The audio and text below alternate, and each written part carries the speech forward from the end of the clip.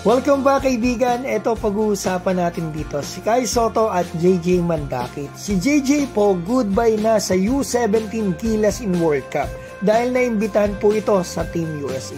At ito si Kai Sotto, Lakers pala ang kanyang napupusuan sa 4 na NBA Cups niya. Simulan po natin dito sa Pinoy top prospect sa Amerika, JJ Mandakit na naglalaro po ngayon sa sikat na Compton Magic, kung saan sila po nag-champion sa U17 tournament na nilaruan nila. Naging mythical first team pa dito si JJ. At ngayon ang gusto ko po malaman nyo, kabilang po si JJ sa 35 lang na napiling lumahok sa USA Basketball Men's U17 National Team Training Camp para sa U17 World Cup ngayong July. Hindi na po ito pinilit kuhain ng Gilas Youth kasi po may sumabit sa FIBA. Kasi player po si JJ ng U16 Team USA na nagpa-qualify dito sa U17 World Cup. According naman po sa kampo ni JJ, malamang sa senior team na ng Gilas makalaro si JJ Mandakit. Ngayon, punta na po tayo dito kay Kai Sotto. Alam naman po ng karamihan sa atin na may 4 na NBA camp si Kai. Los Angeles Lakers, Memphis Grizzlies, Atlanta Hawks at Milwaukee Bucks. Pero gaya nga mga kaibigan ang sabi ng ating source, hindi daw ito pupuntahan ni Kai o hindi pupunta ng Amerika ang pambato natin dahil ito ay nagkaroon ng minor knee pain sa final game niya sa Japan at magsisimula na rin po. Eto nga yung training ni Kai sa Gilas sa June 22.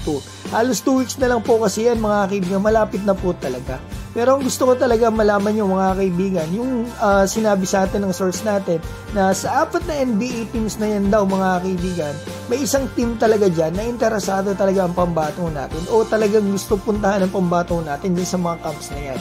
Yan nga po mga kaibigan ay ang sa Los Angeles Lakers, ang team po ni Anthony Davis at LeBron James. Hindi ko po sure mga kaibigan pero parang dinig ko yung ilan sa mga NBA camps ni Kai maliban sa Lakers, Wasserman po talaga ang parang nakipag-negotiate. Yun nga ang Atlanta, Milwaukee at ang Memphis Grizzlies.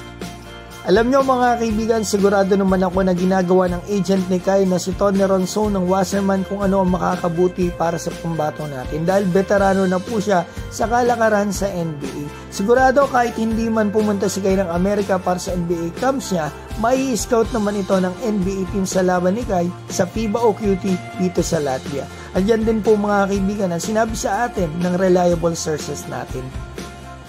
So eto pa po mga kaibigan yung isang bagay na gusto kong malaman nyo. 3 times a week po ang training ni Kai ngayon sa P21. Focus siya sa pagpapalakas at pinaghahandaan talaga niya ang laban nila sa Latvia dahil napakalaki po talaga na nakataya dito.